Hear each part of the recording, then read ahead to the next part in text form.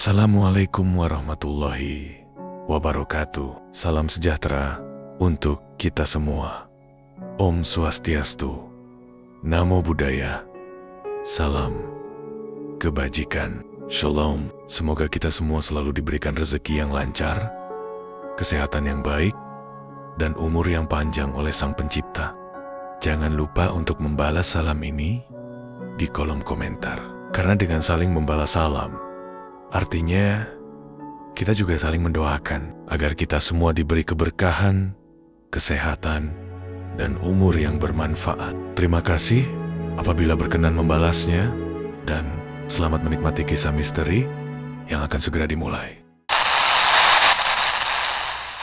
Bandung adalah kota yang dikenal dengan hawa sejuk, kuliner khas, dan suasana romantis di tengah hamparan pegunungan. Menyimpan lebih banyak cerita daripada sekadar liburan singkat. Di balik indahnya cahaya kota dan hiruk-pikuk wisatawan, tersimpan kisah-kisah yang tidak pernah muncul di brosur pariwisata. Kisah tentang gedung-gedung tua peninggalan masa kolonial, lorong-lorong gelap yang jarang tersentuh renovasi, serta bisikan yang konon hanya terdengar saat malam benar-benar sunyi.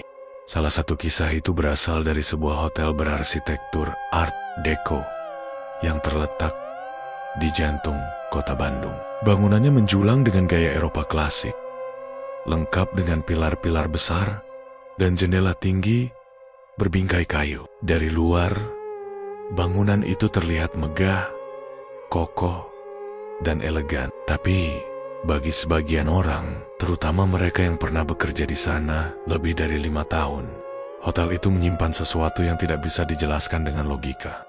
Dani adalah seorang resepsionis senior di hotel tersebut. Ia mulai bekerja sejak tahun 2010 dan telah menyaksikan berbagai kejadian aneh yang tak pernah bisa ia lupakan. Malam itu hari Rabu, waktu menunjukkan jam 1:45 dini hari. Suasana lobi hotel sangat sepi, hanya terdengar suara AC dan dentingan jam dinding di belakang meja resepsionis.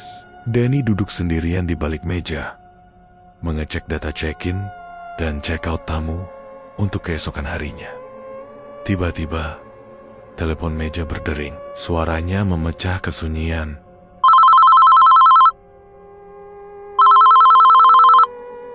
Dani terkejut. Ia jarang sekali menerima telepon dari kamar tamu di atas jam 1 malam, kecuali dalam keadaan darurat. Dengan sigap, ia mengangkat gagang telepon. "Selamat malam, dengan resepsionis. Ada yang bisa saya bantu?" ucapnya seperti biasa. Beberapa detik tidak ada jawaban, hanya suara napas pelan dari seberang. Kemudian, terdengar suara perempuan lirih, seperti bisikan yang keluar dari tenggorokan yang kedinginan. "Kamar saya dingin sekali. Bisa tolong kirimkan selimut tambahan?" Dani langsung menegakkan tubuhnya. Suara itu membuat bulu kuduknya berdiri. Ia mencoba tetap profesional dan bertanya, "Dengan ibu siapa? Dari kamar berapa?" Namun perempuan itu tak menjawab. Ia hanya mengulang kalimat yang sama, pelan, hampir tak terdengar. "Kamar saya dingin. Tolong kirimkan selimut." Setelah itu, sambungan terputus begitu saja. Dani menarik napas dalam. Ia segera melihat layar monitor pemantau telepon internal. Panggilan masuk itu berasal dari kamar ke-308. Namun, saat melihat nomor kamar itu, dada Dani langsung berdebar kencang. Ia tahu betul bahwa kamar 308 berada di lantai 3, lantai yang sudah lama ditutup sejak tahun 2018 karena renovasi yang tak kunjung selesai. Semua kamar di lantai itu kosong dan dikunci rapat. Bahkan lift ke lantai 3 sudah dinonaktifkan sejak tahun lalu. Hanya staf manajemen tertentu yang memiliki akses masuk. Merasa tidak tenang, Dani segera menghubungi 2 petugas keamanan yang berjaga malam itu. Ia meminta mereka naik ke lantai 3 dan mengecek langsung kamar ke-308. Dalam hati, ia berharap panggilan tadi hanya gangguan teknis atau tamu yang salah sambung. Tapi, rasa tidak enak tetap menggelayuti pikirannya. 5 menit kemudian, suara dari Handi Toki terdengar dari meja Dani. "Kami sudah sampai di lantai 3. Lampu lorong menyala redup, masih berjalan ke arah kamar 308. Dani mendengarkan sambil menahan napas. Sudah di depan kamar, pintu tertutup rapat, tidak terkunci dari luar. Salah satu satpam mengetuk pintu 3 kali. Halo, ada yang menelepon ke resepsionis barusan? Tidak ada jawaban. Mereka mencoba memutar gagang pintu, terkunci. Dengan izin Dani, mereka menggunakan kunci master. Pintu terbuka perlahan. Engselnya berdecit. Suara satpam kembali terdengar. Lapor Pak, kamarnya kosong. Tidak ada perabot. Ranjang sudah tidak ada. Debu tebal di lantai. Jendela terbuka setengah. Dani menghela napas lega, meskipun tubuhnya masih terasa dingin. Tapi kemudian, suara satpam kembali. Kali ini dengan nada bingung dan takut. Pak, ini aneh. Ada selimut hotel menggantung di udara. Seperti ada yang memegangnya, tapi tidak kelihatan siapa yang pegang. Dani langsung berdiri dari kursinya. Dadanya berdebar keras. Ia tidak tahu harus berkata apa. Selimut itu benar-benar terlihat menggantung, melayang seperti sedang ditarik ke atas oleh tangan tak kasat mata. Tidak ada tali, tidak ada angin, tidak ada siapapun di dalam ruangan selain kedua satpam. Detik berikutnya, salah satu dari mereka langsung menutup pintu dan mengunci kembali kamar. Mereka berlari turun tanpa menoleh lagi ke belakang. Pagi harinya, Dani melaporkan kejadian itu ke manajer hotel. Mereka sepakat untuk mengecek sistem keamanan, termasuk lock pintu dan rekaman CCTV lantai 3. Namun hasilnya justru semakin membingungkan. Tidak ada satupun catatan yang menunjukkan bahwa telepon dari kamar 308 pernah tersambung malam itu. Tidak ada log pembukaan pintu kamar. Tidak ada aktivitas lift menuju lantai 3. Bahkan, rekaman CCTV lorong lantai 3 kosong, tidak bergerak. Seperti tidak merekam apapun selama beberapa jam terakhir. Yang lebih aneh, file rekaman CCTV lantai 3 dari pukul 00 hingga 3 dini hari rusak. Tidak bisa dibuka. Padahal semua lantai lain terekam dengan normal. Sejak malam itu, Dani tidak pernah lagi menerima telepon aneh dari kamar manapun. Tapi setiap ia melewati meja resepsionis, saat malam mulai larut dan sunyi mulai menguasai lorong hotel, ia selalu merasa diperhatikan. Seolah ada seseorang atau sesuatu yang masih ingin berbicara. Dari kamar 308, kamar yang seharusnya kosong, tapi tak pernah benar-benar sepi. Sejak kejadian telepon dari kamar 308 malam itu, suasana hotel tak lagi sama bagi Dani. Ia masih bekerja di tempat yang sama, masih mengenakan seragam dengan dasi abu-abu kebiruan dan name tag yang terpasang rapi di dada. Tapi langkahnya tak lagi tenang. Setiap suara derit, hembusan angin dari ventilasi, atau getaran lift yang bergerak pelan, kini menimbulkan perasaan yang sulit dijelaskan. Seperti ada sesuatu yang terus mengawasi, tak terlihat, namun terasa dekat. Manajemen hotel sempat mengadakan rapat tertutup. Beberapa rekaman CCTV yang rusak dari lantai 3 malam itu membuat suasana menjadi semakin tegang. Tapi, karena tidak ada bukti fisik atau laporan tamu, semuanya dianggap sebagai gangguan teknis biasa. Sejak hari itu, tak ada yang lagi berani membicarakan kamar 308 secara terbuka. Bahkan, beberapa staf housekeeper mulai menolak mengambil shift malam. Namun bagi Dani, rasa penasaran itu belum selesai. Ia tahu, apa yang ia dengar malam itu bukan ilusi. Suara napas, bisikan meminta selimut, hingga laporan satpam tentang selimut yang menggantung di udara. Semuanya terlalu nyata untuk diabaikan. 3 hari setelah kejadian itu, Dani memutuskan untuk mencari tahu lebih dalam. Hari itu, ia datang lebih awal ke hotel. Matahari baru saja mulai tenggelam di balik gedung-gedung kota Bandung. Langit berubah jingga, perlahan memudar, menjadi biru keabu-abuan. Dani langsung menuju ruang kontrol keamanan yang terletak di lantai dasar, dekat dengan gudang penyimpanan linen. Dengan alasan ingin mengecek ulang lock lift dan data akses kunci master, Dani berbicara pada petugas keamanan malam itu.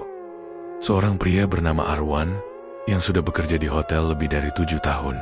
Arwan sempat terlihat ragu saat Danny menyebut lantai 3. Pade, maaf ya.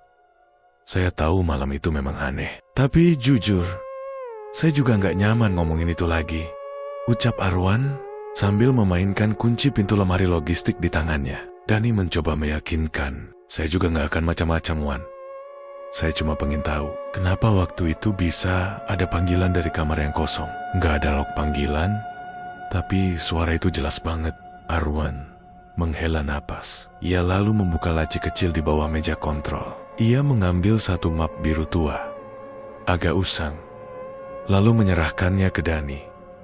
Ini arsip lama, nggak semua staf boleh tahu, ucapnya pelan.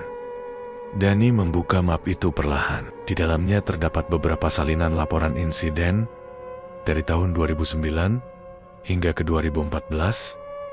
Semua laporan itu berkaitan dengan keluhan tamu mengenai lantai 3. Salah satu yang paling mencolok adalah laporan dari tahun ke 2012.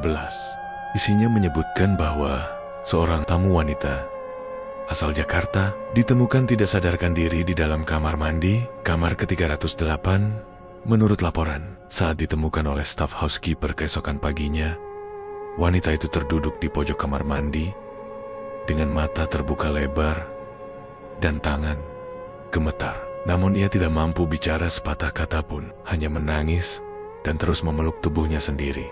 Pihak hotel sempat membawa korban ke rumah sakit, tapi setelah itu ia menghilang begitu saja. Tidak pernah kembali mengambil barang-barangnya. Bahkan tidak pernah ada keluarga yang datang menjemput.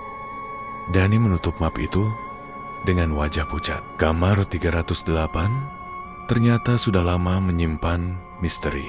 Namun yang membuat jantung Danny semakin berdegup kencang adalah keterangan tambahan di bagian bawah laporan. Catatan dari staf malam. Terdengar suara langkah kaki di lorong lantai 3 sekitar pukul 3 pagi. Suara langkah konstan maju mundur dari arah kamar 305 ke 308. Saat diperiksa, lorong dalam kondisi gelap. Tidak ada siapapun. Tidak ada jejak. Danny meneguk ludah. Tulisan itu membuat pikirannya berputar. Bagaimana bisa langkah terdengar, tapi tidak meninggalkan jejak? Malam harinya, rasa penasaran Danny mendorongnya untuk melakukan sesuatu yang belum pernah ia lakukan sebelumnya. Saat jam menunjukkan pukul 02:10 dini hari, ia memutuskan naik ke lantai 3 seorang diri. Ia membawa senter kecil dan walkie-talkie untuk berjaga-jaga. Ia tak ingin menarik perhatian petugas lain. Tangga darurat menjadi pilihannya. Lift menuju lantai 3 telah lama dinonaktifkan, dan tombol lantai 3 di dalam lift pun sudah dicabut. Langkah Danny terasa berat saat menyusuri anak tangga yang semakin sepi. Udara di dalam tangga terasa lebih dingin daripada biasanya. Danny seperti melangkah ke dalam ruang yang berbeda. Setiap anak tangga seolah mengantarnya ke masa lalu, ke tempat yang seharusnya tidak lagi dijamah. Sampai akhirnya ia tiba di pintu logam yang menuju lorong lantai 3. Pintu itu tidak terkunci, hanya berdebu dan berkarat. Dengan pelan, Danny membuka pintu. Derit engselnya menggema di lorong yang panjang dan gelap. Lorong itu sunyi. Cahaya lampu neon di langit-langit hanya menyala sebagian. Sisanya berkedip atau mati total. Udara terasa berat, tidak pengap, tapi seperti penuh. Seperti ada sesuatu di sana. Berdiri diam, memperhatikan. Danny mengarahkan senter ke kanan dan kiri. Ia menyusuri lorong perlahan. Mulai dari kamar ke-301, semua kamar terlihat tertutup rapat. Debu menempel tebal di pegangan pintu. Tidak ada tanda kehidupan. Namun saat ia sampai di dekat kamar 305, ia mendengar suara langkah kaki. Seolah seseorang berjalan tanpa alas kaki di atas karpet tua. Langkah itu terdengar dari arah ujung lorong, dari arah kamar 308. Tapi tidak ada siapapun di sana. Danny diam, membeku. Tangannya gemetar memegang senter. Ia menahan napas, mencoba memastikan bahwa ia tidak salah dengar. Kemudian langkah itu berhenti, dan tiba-tiba terdengar suara napas, lirih, berat, seperti napas seseorang yang berdiri tepat di belakangnya. Dani sontak berbalik. Senter di tangannya mengarah ke ujung lorong. Tapi di sana kosong, tidak ada siapa-siapa. Namun ketika ia menunduk, matanya membelalak. Di karpet lorong yang berdebu, kini muncul jejak kaki. Tidak hanya satu, tapi banyak. Seperti jejak seseorang yang berjalan bolak-balik, maju, dan mundur. Dari kamar 305 ke 308. Tapi yang membuat dada Dani sesak bukan hanya jejak itu, melainkan karena jejak kaki itu muncul satu persatu saat dia memandanginya. Seolah sesuatu yang tak kasat mata sedang berjalan tepat di hadapannya. Dani langsung mundur, memutar badan, dan berlari ke arah tangga darurat. Ia tidak berani melihat ke belakang, tidak ingin tahu apa yang mungkin sedang mengikutinya. Begitu tiba di lobi, ia terduduk lemas di lantai, wajahnya pucat. Keringat dingin mengalir dari pelipis. Malam itu, untuk pertama kalinya selama ia bekerja lebih dari 1 dekade, Dani meminta izin pulang lebih awal. Sejak malam itu, Dani tidak lagi sama. Wajahnya tampak semakin tirus. Sorot matanya lebih sering kosong. Dan suara bicaranya jadi pelan. Staf hotel lain mulai menyadari perubahan pada dirinya. Ada yang mengira ia terlalu lelah karena beban kerja. Ada pula yang menduga ia sedang mengalami masalah pribadi. Tapi hanya Dani yang tahu. Ada sesuatu yang tertinggal di lorong lantai 3. Dan mungkin sesuatu itu telah mengikutinya turun ke bawah. Dani berusaha tetap menjalani tugas seperti biasa. Ia menyambut tamu, memeriksa kunci kamar, menanggapi komplain, dan menjalankan shift malam seperti sebelumnya. Tapi setiap malam, terutama saat waktu menunjukkan lewat pukul 2, jantungnya selalu berdetak lebih kencang. Suara langkah yang dulu hanya terdengar samar di lorong, kini kadang terdengar sampai ke belakang meja resepsionis. Dan yang paling mengganggu adalah suara ketukan. Tidak keras, tidak pula tergesa. Ketukan itu terdengar pelan, ritmis, seperti seseorang yang menunggu dengan sabar di balik pintu. Awalnya, Dani mengira itu berasal dari pintu belakang gudang Linet. Tapi setelah diperiksa, tidak ada siapapun. Beberapa kali ia mengecek ke ruang dapur atau kamar staf, namun tetap kosong. Sampai akhirnya, suara ketukan itu terdengar di ruangannya sendiri. Tepat pukul 3:15 dini hari. Dani tengah menyelesaikan laporan log pengunjung malam saat mendengar 3 kali ketukan pelan di pintu ruang staf yang berada di belakang lobi. Dani diam. Ia mendongak, menatap ke arah pintu kayu bercat putih yang kini tampak sedikit bergetar. "Siapa?" ucapnya pelan. Tidak ada jawaban. Ia menunggu, berharap hanya angin atau bunyi pintu yang memuai. Tapi kemudian ketukan itu terdengar lagi. Lebih lambat, lebih berat. Seolah tangan yang mengetuk bukan milik manusia biasa. Dengan langkah pelan, Dani mendekati pintu. Ia tidak langsung membukanya. Ia menempelkan telinganya perlahan ke daun pintu, mencoba mendengar lebih jelas. Lalu, tiba-tiba terdengar bisikan, "Buka pintunya." Dani terkejut dan mundur 2 langkah. Tapi ketika ia membuka pintu perlahan, lorong kecil menuju dapur tampak kosong. Tidak ada siapapun di sana. Udara terasa lebih dingin dari biasanya. Bahkan, ia bisa melihat uap napasnya sendiri. Dani menutup pintu kembali dan mengunci. Tangannya gemetar. Ia tahu, suara itu bukan hanya dari luar, tapi juga terdengar dalam kepalanya, seperti suara yang menembus batas ruang, langsung menyentuh batinnya. Malam itu, ia tidak menyelesaikan laporannya. Ia hanya duduk diam, memandangi jam digital di dinding, menunggu pagi datang. Beberapa hari kemudian, suasana hotel mendadak kacau. Tamu dari kamar 402 mengeluh karena ada yang mengetuk pintu kamarnya berulang kali. Pukul 2 pagi, ia sempat membuka pintu, namun lorong lantai 4 sepi. Tidak ada tamu lain di sana malam itu. Setelah ditutup, suara ketukan kembali terdengar beberapa menit kemudian. Manajemen mengira itu ulah anak-anak iseng, tapi setelah diperiksa, tidak ada tamu anak-anak yang menginap minggu itu. Semua pengunjung adalah pasangan dewasa dan pelancong bisnis. Dani mendengar laporan itu langsung dari rekannya di resepsionis, dan disitulah ia sadar. Suara ketukan itu kini tidak hanya terdengar olehnya. Ada yang mulai bergerak dari lantai 3 ke lantai-lantai lain. Keesokan malamnya, Dani kembali menerima laporan. Kali ini dari staf cleaning service yang membersihkan toilet umum di dekat restoran. "Pak, tadi saya dengar suara ketukan dari dalam bilik toilet. Tapi waktu saya buka, nggak ada siapa-siapa. Biliknya kosong. Tapi kaca di dalamnya berembun, Pak. Seperti ada orang yang barusan berdiri di sana." Dani menelan ludah. Ketukan itu mulai muncul di tempat-tempat berbeda. Seperti sebuah pola, seperti peringatan. Beberapa malam setelah itu, Doni bermimpi. Dalam mimpinya, ia berdiri di ujung lorong lantai 3, lampu berkedip lemah, dan karpet terasa lembab. Kamar 308 terbuka sedikit. Dari celah pintu, terlihat bayangan seseorang sedang berdiri, atau lebih tepatnya, membelakangi pintu. Ketukan terdengar, tapi bukan dari pintu. Suara itu berasal dari dalam tubuhnya sendiri. Jantungnya berdetak seperti ketukan. Bayangan di dalam kamar perlahan membalikan badan. Wajahnya tidak terlihat. Hanya rambut panjang menutupi seluruh wajah, tapi tangan kirinya terangkat dan menunjuk lurus ke arah Dani. Lalu sosok itu berbicara tanpa membuka mulutnya. "Ada yang menunggumu di dalam kamar ini, masuklah." Dani terbangun dengan napas terengah-engah. Keringat dingin membasahi punggungnya.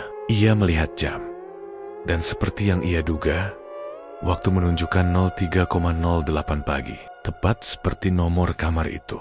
Paginya, Dani memutuskan berkonsultasi pada seseorang yang dikenalnya sejak lama. Dia adalah Pak Warso, mantan teknisi hotel yang kini tinggal di daerah Cimahi. Pria tua itu sudah pensiun sejak tahun 2015. Namun, ia dikenal sebagai orang yang sangat memahami sejarah dan seluk-beluk bangunan hotel tua tersebut. Di teras rumah Pak Warso yang sederhana, Dani menceritakan semua kejadian, dari suara telepon di kamar 308, langkah kaki di lorong, hingga suara ketukan yang kini menghantui hotel.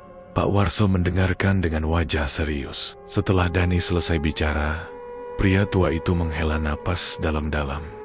"Dani, kamu tahu nggak, kamar 308 itu dulu pernah dibuka khusus untuk seorang tamu tetap. Wanita tua yang menginap tiap bulan, selalu sendiri, dan selalu minta kamar itu. Tapi sejak terakhir kali dia datang, kamar itu nggak pernah sama lagi." Dani menatapnya heran.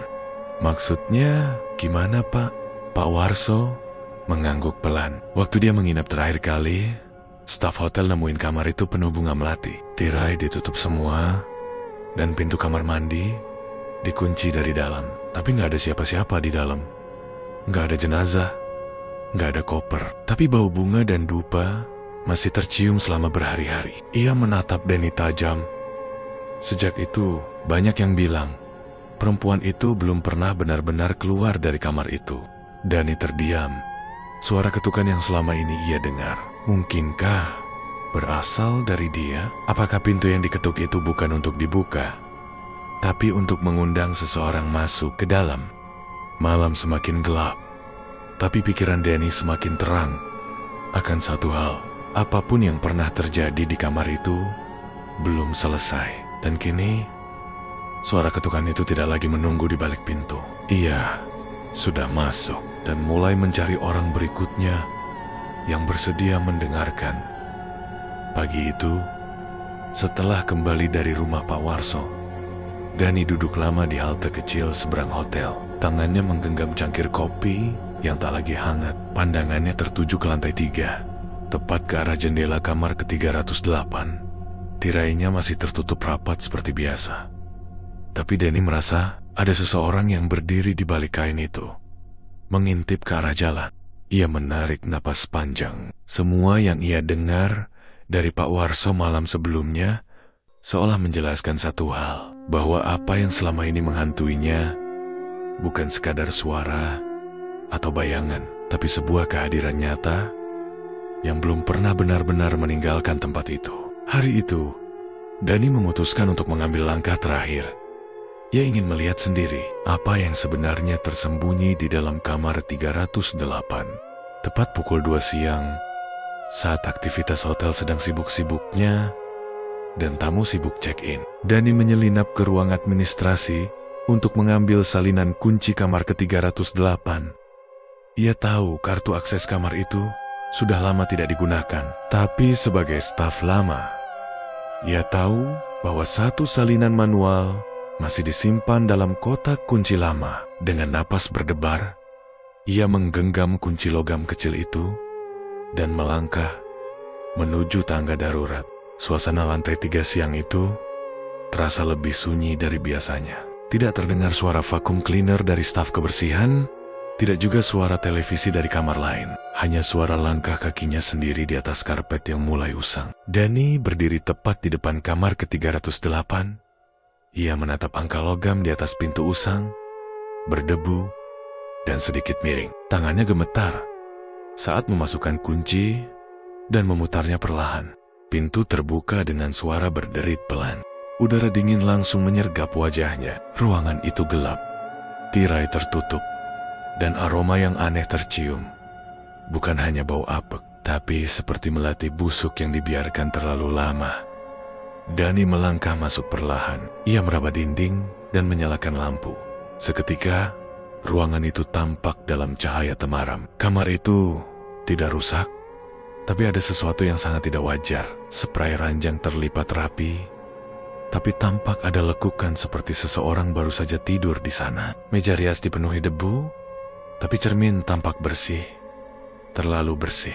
Dan di atas meja kecil, di sudut ruangan, ada semangkuk bunga melati kering yang tidak pernah ia lihat sebelumnya. Dani merasakan tengkuknya merinding. Ia memeriksa kamar mandi. Tidak ada apa-apa, bersih dan kosong. Namun ketika ia kembali ke kamar utama, pintu tertutup sendiri di belakangnya. "Siapa di sana?" tanya Dani spontan. Tidak ada jawaban.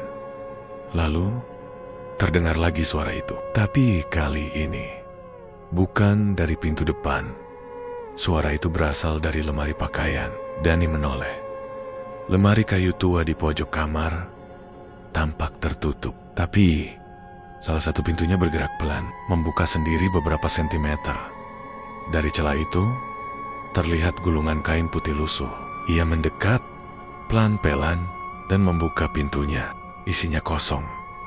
Hanya jubah mandi hotel yang tergantung. Tapi di bagian bawah lemari, ada sepatu wanita hitam kecil, terlihat usang, berdebu, dan masih tertata rapi, seolah pemiliknya belum lama pergi.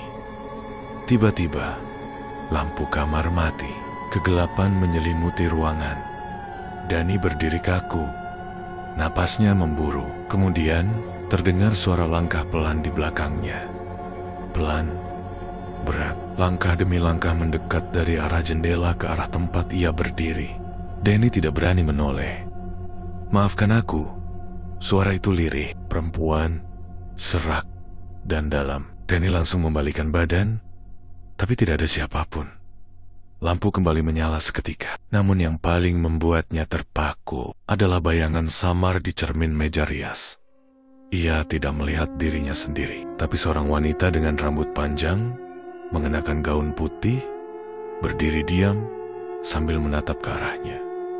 Wajahnya pucat dan matanya kosong. Ia berdiri diam seolah terperangkap dalam pantulan.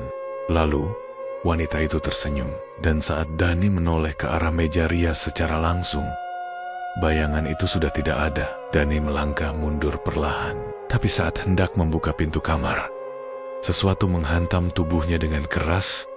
Dari belakang, ia terjatuh. "Jangan tinggalkan aku." Suara itu terdengar di dekat telinganya. Lalu, bayangan hitam melintas cepat di atasnya. Kamar itu kini terasa hidup. Lampu berkedip cepat. TV menyala sendiri, menampilkan layar hitam dengan suara statik. Tirai bergoyang meski jendela tertutup rapat. Dan yang paling mengerikan, suara ketukan kini terdengar dari semua arah. Dani berlari menuju pintu, mencoba membukanya, tapi kunci tidak bergerak. Seolah pintu itu menolaknya keluar. "Jangan pergi." Bisikan itu semakin jelas. Dani menoleh, dan di belakangnya, sosok wanita itu berdiri di tengah ruangan. Tubuhnya perlahan terangkat beberapa sentimeter dari lantai. "Temani aku 1 malam saja." Dani berteriak, memukul pintu dengan tangan gemetar. Lalu tiba-tiba, pintu terbuka sendiri, dan ia terlempar keluar kamar. Tubuhnya menghantam dinding lorong. Ia bangkit terbata-bata dan langsung menutup kembali pintu kamar 308 dengan sisa tenaga. Saat pintu tertutup, semua suara berhenti. Lorong kembali hening. Dani berdiri dengan napas tersengal. Jantungnya berpacu tak karuan. Tapi di tengah keheningan itu, ia mendengar satu hal terakhir yang membuatnya hampir pingsan. Dari balik pintu kamar 308, suara lembut itu kembali terdengar. "Sampai jumpa di malam berikutnya." Sejak kejadian itu, Dani mengundurkan diri dari pekerjaannya. Ia tidak pernah kembali ke hotel itu, tidak pernah berbicara tentang kamar 308 pada siapapun, kecuali dalam cerita ini. Tapi misteri kamar 308 belum berakhir. Beberapa bulan setelah Dani pergi, manajemen hotel melaporkan tamu yang menginap di kamar 310 mendengar suara ketukan dari kamar sebelah. Mereka mengira ada tamu baru yang menginap, tapi saat dicek, kamar 308 masih kosong. Bahkan hingga kini, kamar itu tidak pernah digunakan lagi. Namun, bagi mereka yang berani melewati lorong lantai 3 di atas pukul 2 pagi, kadang terdengar suara itu, suara tamu yang belum pernah benar-benar check out.